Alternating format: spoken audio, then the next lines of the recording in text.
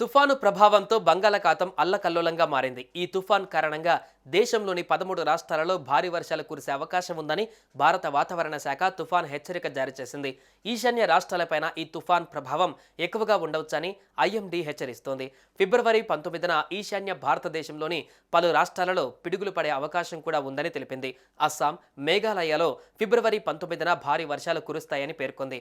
Arunachal Pradesh, Nagaland, Manipur, Mizoram, Tripura, sub Himalayan, west Bengal, సిక్కింలో రానున్న వారం రోజులు మోస్తారు వర్షాలు కురిసే అవకాశం ఉందని వాతావరణ శాఖ అధికారులు తెలిపారు. హిమాచల్ ప్రదేశ్, ఉత్తరాఖండ్లో ఫిబ్రవరి 19, 20 తేదీలలో హిమపాతం కారణంగా దట్టంగా మంచు కురుస్తుందని తెలిపారు. ఫిబ్రవరి 17 నుంచి 19 లోపు రాజస్థాన్లో, పంజాబ్, హర్యానాతో పాటు ఉత్తరప్రదేశ్లోని పశ్చిమ ప్రాంతాలలో ఫిబ్రవరి 19, 20న భారీ వర్షాలు కురిసే అవకాశం ఉందని వాతావరణ శాఖ వెల్లడించింది. ఇదిలా ఉంటే తెలుగు రాష్ట్రాలలో మాత్రం ఉష్ణోగ్రతలు రోజురోజుకు పెరిగిపోతున్నాయి. ఫిబ్రవరిలోనే భానుడు తన ప్రతాపాన్ని చూపిస్తున్నాడు. దీంతో రాష్ట్ర వ్యాప్తంగా ఉదయం 11 గంటలు దాటక ముందే ఎండ సెగలు పుట్టిస్తోంది. ఈ నెల మొదటి వారం నుంచే రాష్ట్ర వ్యాప్తంగా అనేక ప్రాంతాలు పగటి ఉష్ణోగ్రత చుక్కలు చూపిస్తోంది. నడివేసవి నాటి వాతావరణాన్ని తలపిస్తోంది. ఫిబ్రవరి తొలి అర్ధభాగంలోనే రాష్ట్రంలో సగటు ఉష్ణోగ్రత 35 డిగ్రీలుగా నమోదవుతుందంటే మున్ముందు ఎలాంటి పరిస్థితులు ఎదుర్కానున్నాయనేది ఇట్టే అర్థం చేసుకోవచ్చు.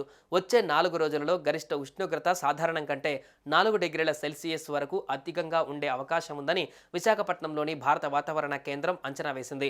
ఏప్రిల్, మే నెలల్లో పగటి ఉష్ణోగ్రత గరిష్టంగా 40 నుంచి 45 డిగ్రీల వరకు ఉండే అవకాశాలు ఉన్నాయి.